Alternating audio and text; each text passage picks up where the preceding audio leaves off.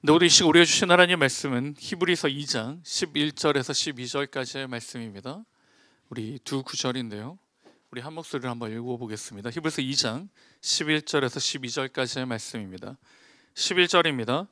거룩하게 하시는 이와 거룩하게 함을 입은 자들이 다 한 근원에서 난지라. 그러므로 형제라 부르시기를 부끄러워하지 아니하시고 이르시되 내가 주의 이름을 내 형제들에게 선포하고 내가 주를 교회 중에서 찬송하리라 하셨으며. 아멘. 우리 복된 자리, 은혜의 자리에 나오신 여러분을 환영하고 축복합니다. 우리 같이 옆에 있는 지체들과 인사할 때 눈을 보면서 함께함이 행복입니다. 같이 인사해 볼게요. 웃으면서 눈을 마주쳐서, 자, 정말 함께함이 행복하죠? 네, 행복하리라 믿고 말씀을 받도록 하겠습니다. 지금 이 모습을 우리는 교회라고 합니다. 옆에 있는 지체들을 보고 인사하고 축복하고 또한 즐거워하는 것, 그게 바로 교회입니다. 교회가 너무 어려운 게 아니고요. 옆에 있는 지체들이 슬퍼하면 같이 슬퍼하고, 즐거워하면 같이 즐거워하고, 힘들어하면 같이 기도하는 것, 그게 바로 교회고 공동체입니다. 현대 사회를 살아가는 사람들에게, 그리스도인들에게 특징이 하나 있는데요.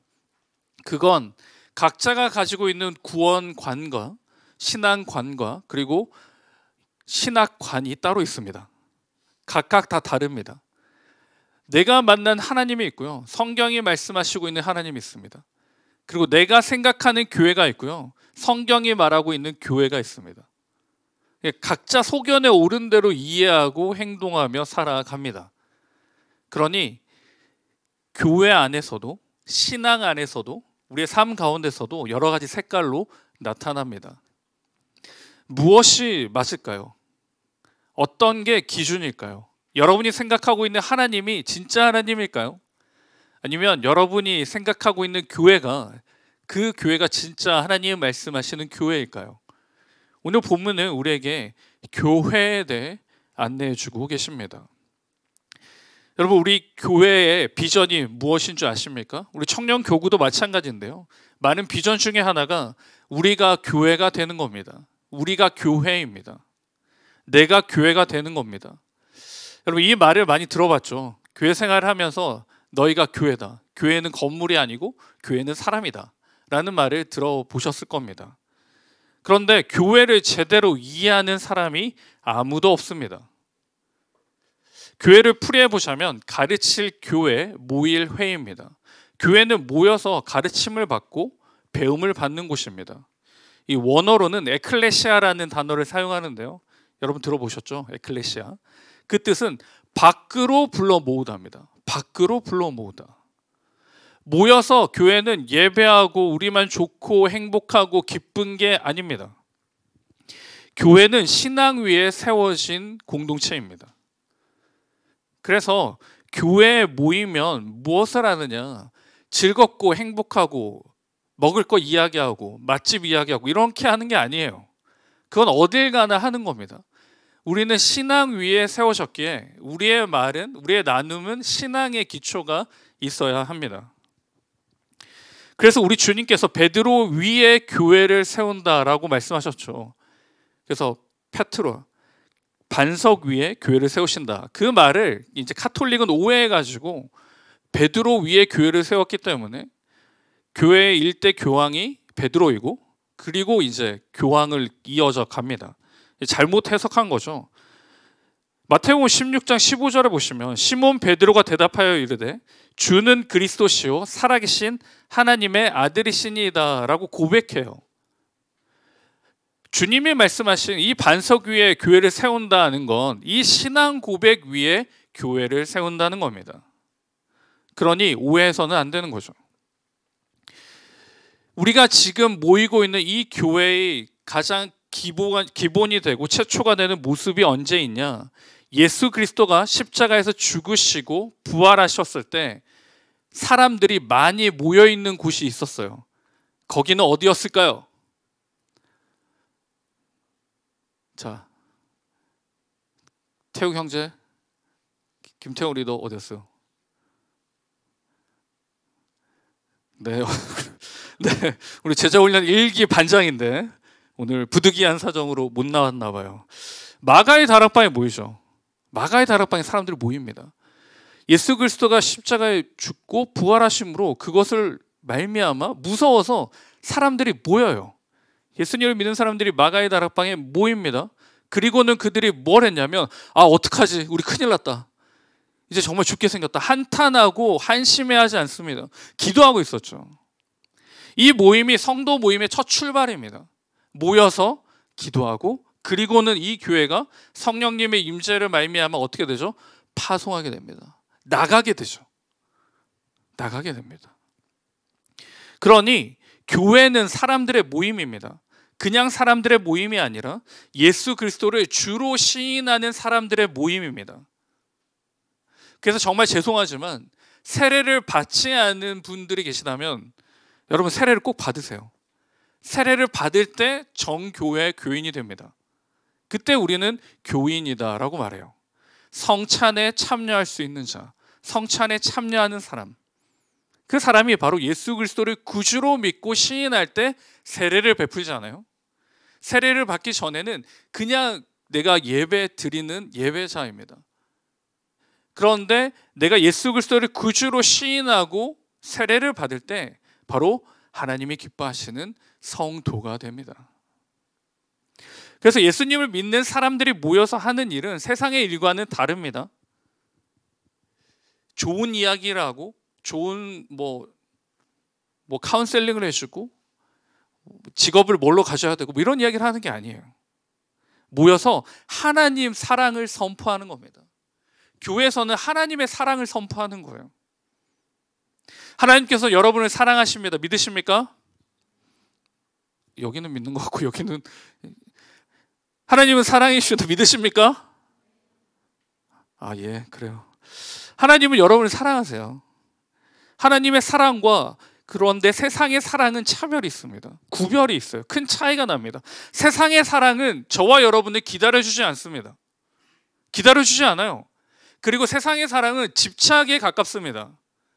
그 집착에 따라 우리가 여유가 없는 거예요. 그래서 지난 한 주가 여러분의 삶은 여유가 없었습니다. 왜요? 집착에 빠져 있기 때문이죠. 세상의 집착에 빠져 있기 때문입니다. 그리고 더 나아가서는 나 자신도 나를 사랑하지 않고 집착합니다. 그러니 나에게도 여유를 주지 않아요. 그리고 자책합니다. 그리고 스스로 낙심하죠. 그런데 이 세상에서 유일하게 우리를 기다려주시고 함께 하시는 분 바로 살아계신 하나님입니다. 그런데 이게 반대가 됐어요. 하나님은 우리를 기다려주시고 참아주시니까 여러분 어떻게 할까요? 무시합니다. 늘 거기 계시니, 늘 나만 바라보고 계시니, 약간 원사이드 러브처럼 계속 나만 보니 그래 계속 보고 있어라. 근데 나는 세상을 보겠다. 그렇게 여러분 한 주를 살아가는 거예요. 오직 하나님 한 분만이 나를 기다려주시고 나와 함께 하시고 나를 붙잡아 주심에도 불구하고 우리는 하나님에 대한 흥미가 없습니다. 왜요? 착한 분인 것 같으니까. 늘 거기 계실 것 같으니까. 막 도망갈 것 같은 세상을 바라봅니다. 그걸 붙잡으려고 하는 거죠. 여러분, 하나님이 나를 사랑하든지 사랑을 안 하든지 그걸 경험하고 못 경험했고가 중요한 게 아니에요. 중요한 건 하나님은 여러분을 사랑하는 겁니다. 여러분이 느꼈든 안 느꼈든 하나님이 여러분을 사랑하고 계세요. 그러니 우리가 어떻게 해야 되느냐? 하나님을 우리도 사랑해야 합니다. 외면하지 말고요. 사랑해야 해요. 제가 초등부를 섬길 때가 있었습니다.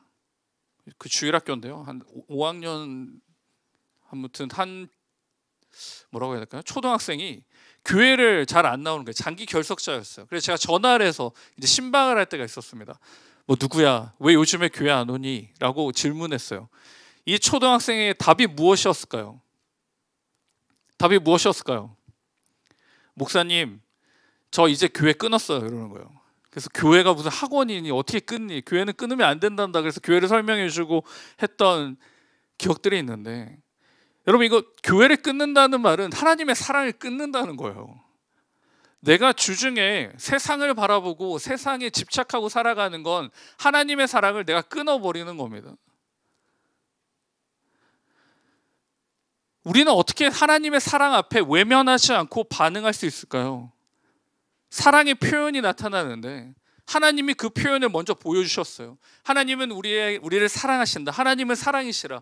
그래서 하나님은 뭐라고 말씀드렸습니까? 내가 사랑을 느꼈든지 안 느꼈든지 하나님은 늘 나를 사랑하고 계신다.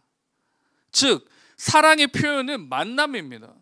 늘 언제나 나와 함께 하시고요. 늘 언제나 나를 기다려주시고요. 늘 언제나 나를 붙잡고 계십니다. 그게 바로 사랑의 표현입니다. 지난 한 주간 여러분은 누구에게 사랑을 표현하셨나요? 하나님께 사랑을 표현하셨습니까? 아니면 이 세상에 사랑을 표현하셨나요? 이 세상 앞에 계속 만나달라고 애걸복걸하고 계셨습니까? 성경에 보면 모든 하나님의 사람은 하나님과 만났습니다. 아브라함도, 다윗도, 그리고 심지어 누구까지도 하나님을 만났을까요? 예수 그리스도도 하나님을 만났어요. 마가복음 1장 35절입니다. 마가복음 1장 35절 같이 읽습니다. 새벽 아직도 밝기 전에 예수께서 일어나 나가 한적한 곳으로 가사 거기서 기도하시더니. 아멘. 우리 주님도 하나님을 만나셨어요. 시간을 내서요. 그 하나님을 만나는 시간을 지켜냈습니다. 우리 주님도 하나님을 만나는데 저와 여러분도 마땅히 하나님을 만나야 합니다. 그 시간을 내야 해요. 그게 사랑입니다. 그런데 그 시간을 누가 낼까요, 여러분? 그럼 하나님이 저를 찾아오시면 되잖아요. 하나님이 저를 만나주시고 저를 붙잡아 주시면 되잖아요. 그렇게 하시면 되지 않습니까? 라고 답을 할 수 있습니다. 사도 바울처럼 만나주시면 되잖아요. 한번 이렇게 눈이 가려지고 막 이러면 되잖아요. 얼마나 좋겠습니까? 근데 여러분, 그건 사도 바울이니까 그렇게 해주신 거예요. 여러분에게는 뭘 주셨어요? 말씀을 주셨지 않습니까?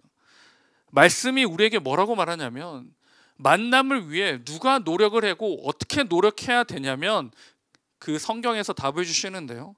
계시록 3장 20절 말씀입니다. 우리 다시 한 번 더 큰 소리를 읽을까요? 시작. 볼지어다 내가 문 밖에 서서 두드리노니 누구든지 내 음성을 듣고 문을 열면 내가 그에게로 들어가 그와 더불어 먹고 그는 나와 더불어 먹으리라. 하나님께서 늘 우리와 함께하고 싶어 하십니다. 그리고 늘 함께 하십니다. 그런데 계시록 말씀에 의하면 하나님은 그 여러분의 닫힌 문을 박차고 들어오지는 않으세요. 이 계시록 말씀에 우리가 해야 할 일이 있고 사명이 있습니다. 바로 우리의 문을 여는 겁니다. 문을 열어야 돼요. 주님 앞에 우리의 문을 여는 겁니다. 누군가에게 내가 살고 있는 집의 문을 연다는 것은 굉장히 큰 의미를 함축하고 있습니다.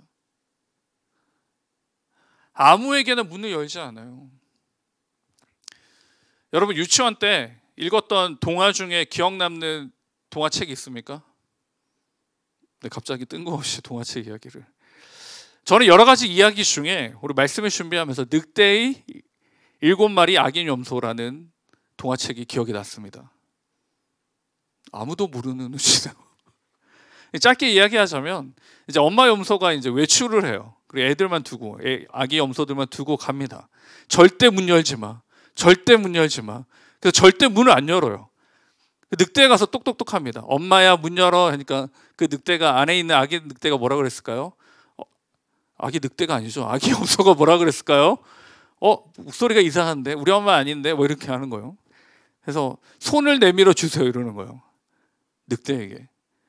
그래서 이 늑대가 어떻게 하냐면 밀가루를 여기다 바릅니다. 그리고 이렇게 손을 내밀어요. 그리고 아기 염소가 어떻게 했을까요? 문을 열어줍니다. 우리 엄마네. 문을 열어줘요. 그리고는 비극으로 끝납니다. 문을 연다는 건 참 어려워요, 여러분. 강한 한 가지가 있어야지 문을 열 수 있습니다. 그게 뭐냐? 신뢰와 믿음이에요.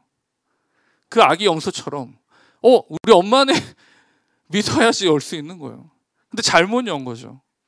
여러분, 하나님께 대한 신뢰가 있습니까? 하나님을 정말 믿나요? 여러분의 문을 활짝 열고 하나님을 맞이할 그 결단과 믿음이 있습니까? 아니면 앞에 말했던 그 동화처럼 세상이 하얗게 뒤집어쓰고 나는 하나님이야 열어줘 이렇게 했을 때 세상의 문을 열고 있나요? 사랑하는 여러분, 우리의 문을 열어야 되는데 잘 열어야 됩니다. 가짜에다 열면 안 돼요. 가짜에다 열면 안 돼요.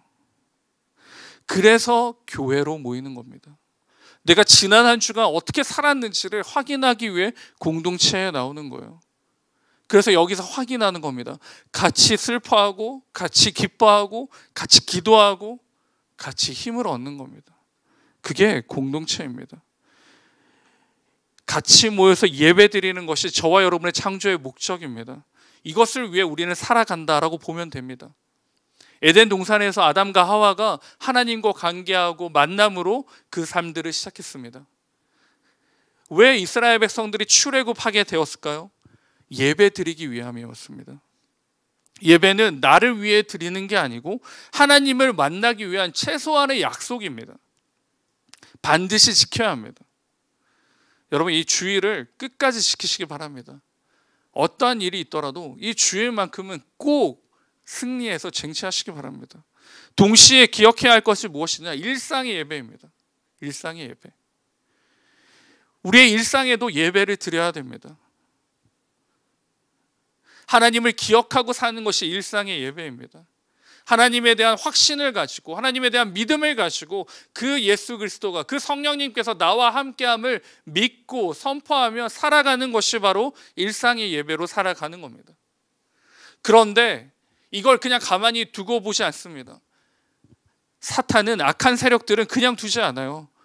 지난 한 주간 여러분의 삶을 기억해 보시기 바랍니다. 무수히 많은 문제들과 어려움들과 힘듦이 있었을 겁니다. 그때 여러분 누가 기억이 났나요? 하나님이 기억나지 않죠. 어떻게 해야 되지? 걱정과 한탄과 낙심만, 낭만만 떨어집니다. 왜요? 하나님을 희미하게 만들어 버리는 거죠. 예배를 드리지 못하게 합니다. 하나님을 잊혀져 버리게 하는 겁니다. 그게 바로 그리스도인에 대한 도전이고 여러분에 대한 시험입니다. 사랑하는 여러분, 저와 여러분이 예배자로 살아가시기 바랍니다. 주일은 당연히 하나님께 마땅히 예배 드리고요. 일상에서의 예배도 꼭 지켜나가시기 바랍니다. 그래서 그냥 종교인이 아니라 살아서 역동이 있는 그 역사가 나타나는 하나님의 예배자로 살아가시는 저와 우리 모두가 될 수 있기를 주님의 이름으로 축복합니다. 두 번째는 세상을 사랑하며 삽니다. 세상을 사랑하며 살아요. 세상을 사랑하며 산다. 그냥 사랑하는 게 아니라 주님의 사랑으로 사랑합니다. 주님이 우리가 세상의 문을 여는 게 아니라 주님의 문을 열고요. 그 주님이 들어오심으로 우리는 세상의 문을 열고 들어갑니다. 세상이 들어오게 만드는 게 아니고요. 우리가 세상의 문을 열고 들어갑니다. 그래서 어떻게 할까요? 그래서 그 세상을 변화시키는 사람들이 바로 저와 여러분입니다. 우리가 세상에 들어가서 세상화가 되는 게 아니라 그들을 그리스도화시키는 사람들이 저와 여러분이고요. 그게 하나님이 우리에게 주신 사명입니다. 세상에서 교회로 어떻게 살아가는가? 첫 번째는 존경을 받으며 살아가야 합니다. 여러분, 존경을 받으며 사세요. 그게 세상에서 교회로 살아가는 겁니다. 두 번째는 복의 통로로 살아가시기 바랍니다. 와, 저 친구만 보면, 와, 저 사람만 보면 모든 게 형통할 것 같은, 모든 게 복받을 것 같은 그 사람으로 살아가시기 바랍니다. 그게 이 세상에서 교회로 살아가는 거예요.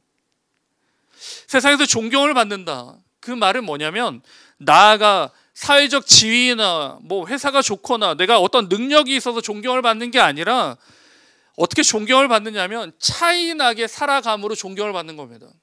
세상 사람들과 구별되게 살아감으로 존경을 받을 수가 있어요. 지금 성도들과 그리스도인들이 세상에서 굉장히 핍박을 받고 뭐 이렇게 안 좋은 소리를 듣잖아요. 왜 그럴까요? 내가 교회를 다니고 내가 리더를 하고 내가 뭔가 봉사를 하는데 안 믿는 친구들과 함께 뭐 저기 이렇게 한 잔도 하고 뭐 이렇게 하면 친구들 다 좋아하는 것 같죠. 얘 굉장히 유연한 친구구나. 교회 다니는데도 굉장히 유연하구나. 여러분, 그건 칭찬이에요? 칭찬입니까? 욕이에요. 교회 다니는데 그래, 너 같은 사람이 있어야지 이렇게 유연하고 이렇게 모든 걸 포용하고. 여러분, 교회래, 말씀에서 언제 여러분 모든 걸 수용하라고 이야기합니까? 포용하라고 이야기해요. 여러분, 그런 말을 지난 한 주간 듣습니까? 아니면 우리 인생에 듣고 있나요? 뒤에 가서 여러분 딴 말합니다. 교회 다니는 사람도 별 수 없네. 여러분, 이거 우리의 부끄러움이에요. 어떻게 존경을 받을 수 있을까요? 다르게 살 때 존경을 받습니다. 말씀대로 살 때 존경을 받아요. 그게 차이입니다. 세상은 무시할 수 있고, 세상은 우리를 조롱할 수 있고 힐난할 수 있어요. 그러나 여러분, 뒤에 가면 어떻게 해요? 인정해 줍니다. 다르구나. 정말 다르구나. 이게 존경을 받는 사람이에요.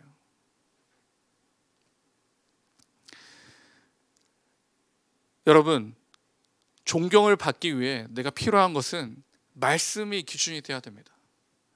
계속해서 강조하는데, 나만 기도하고 큐티하고 예배 드리는 게 아니에요. 나만 하나 모닝을 하는 게 아닙니다. 많은 사람들이 하는 거예요. 지금 이 시간에 우리만 예배 드리는 게 아닙니다. 수많은 청년들이 함께 예배 드리고 있어요. 그런데 우리는 쉽게 잊어버려요. 세상에 나가면 나 혼자 이렇게 괜히 유별나게 여러분 사는 겁니다. 그게 존경받는 거예요. 누가 그렇게 했을까요? 선지자도 그렇게 했잖아요. 바알에 절하지 않는 7,000명을 남겨뒀어요. 내 눈에 보이지 않고, 내가 가는 회사에는 없고, 내가 가는 학교에는 없고, 내가 가는 랩실에는 없고, 내가 가는 데는 없어요. 교회 다니는 사람이 나밖에 없어요. 그런데 여러분과 같은 사람들이 무수히 많다는 것을 꼭 기억하시기 바랍니다. 그 한 사람이 여러분이 되기를 진심으로 축복합니다. 골로새서 3장 1절 2절인데요. 그러므로 너희가 그리스도와 함께 다시 살리심을 받았으면 위의 것을 찾으라. 거기는 그리스도께서 하나님 우편에 앉아 계시느니라. 위의 것을 생각하고 땅의 것을 생각하지 말라. 이게 축복의 통로로 살아가는 사람입니다. 성경이 말하고 있는 복과 세상이 말하고 있는 복은 굉장히 큰 차이가 있습니다. 세상이 말하고 있는 복은 그냥 잘 먹고 잘 살면 됩니다. 여러분, 왜 세상의 복은 거기서 끝날까요? 궁극적인 결핍이 해결되지 않기 때문입니다. 뭐죠? 사망입니다. 세상의 복은 사망을 해결할 수가 없어요. 그러니 보이는 게 전부라고 계속 우리를 유혹합니다. 그리고 눈을 가리고 귀를 가립니다. 근데 그게 전부인 줄 알고 달려가게 만들죠. 여러분, 그게 복인가요? 아닙니다. 정말 복은 해결할 수 없는 게 해결되는 게 복이에요. 사망입니다. 죽음이 해결되는 게 복이에요. 축복의 통로로 살아가라. 위의 것을 찾으며 그 찾은 것을 가지고 선포하고 나누어 주며 살아가는 사람, 그게 바로 축복의 통로입니다. 좋은 말 해주고요, 이해해주고 그냥 넘어가는 게 아니라 복음을 전해주고 내 말이, 내 행동이, 내 삶이 예수 그리스도의 복음과 사랑을 나타내는 거, 그게 축복의 통로로 사는 거예요. 그래서 나를 보면서 와, 교회 한번 가볼까? 다음 주에 교회 가도 되니?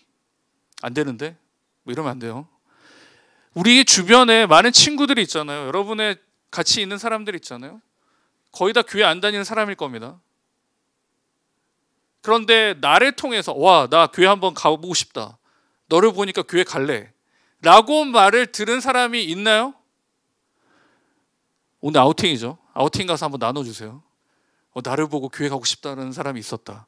그럼 저한테 명단을 주세요. 제가 시상을 하도록 하겠습니다. 그 말을 들으면 사는 거예요, 여러분. 그게 정상입니다.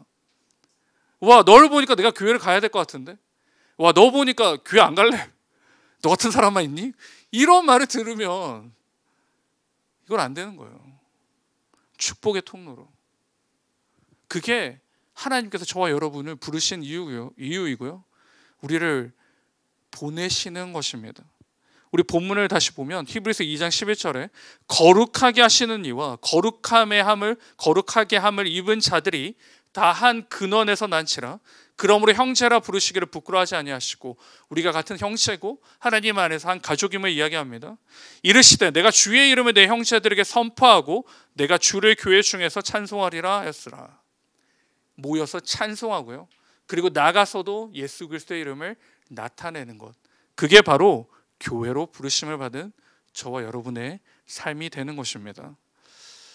사랑하는 여러분, 하나님은 저와 여러분을 교회로 부르셨습니다. 그리고 거룩하다라고 말씀하셨어요. 교회는 거룩하니까요. 하나님의 교회는 무너지지 않습니다. 그러나 무너지는 교회가 있습니다. 세상의 문을 연 교회는 무너집니다. 우리를 교회로 부르시고 우리를 다시 보내시는 이유는 무엇일까요? 그 안에 잘 적응하고 녹아들어 살아라가 아니라 그 땅을 변화시키는 그 사명을 이루어 가라라고 보내시는 겁니다. 축복의 통로로 살아가도록 보내시는 것입니다. 말씀을 맺겠습니다. 이 부르심과 보내심에 여러분 마땅히 순종하시기 바랍니다. 잘 감당하고 있습니다. 그런데 조금만 더 여러분 힘을 내세요. 여러분을 교회로 부르셨어요. 그럼 교회로 살아내시기 바랍니다. 그럴 때 정말 그 교회로 말미암아 주시는 은혜와 축복이 넘칠 줄 믿습니다. 그래서 주일마다 나왔을 때 우리가 받은 은혜를 나누고 받은 축복을 꼭 나누고 도전받는 그 공동체가 우리 교회가 우리 청년교구가 될 수 있기를 주님의 이름으로 축원드립니다.